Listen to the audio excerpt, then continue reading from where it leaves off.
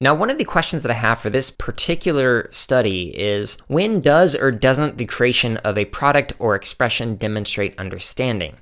So what does that mean? So when they were talking about this product, the music video that Kaylee created, they were analyzing the code itself, and they kind of provided some examples of like Kaylee was really excited when this happened, or Katie was frustrated when Kaylee was frustrated when X, Y, or Z happened.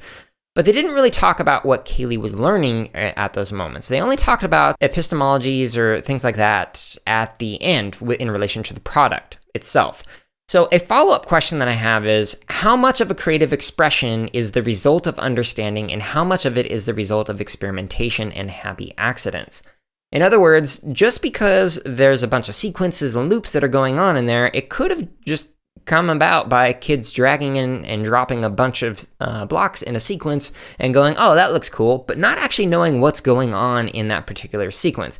And I say that as having seen kids do that when I would kind of just like be walking around monitoring the class and just checking in formatively to see how kids are doing. I'd see like a really interesting set of code, and then when I dive deeper by asking questions like, oh, so what do you think this is going to do, or how does this work?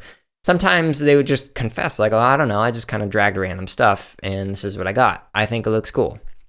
And while I agreed with them, I don't think that kind of an instance demonstrated understanding as much as it just was a happy accident that resulted in a project that kids were happy with.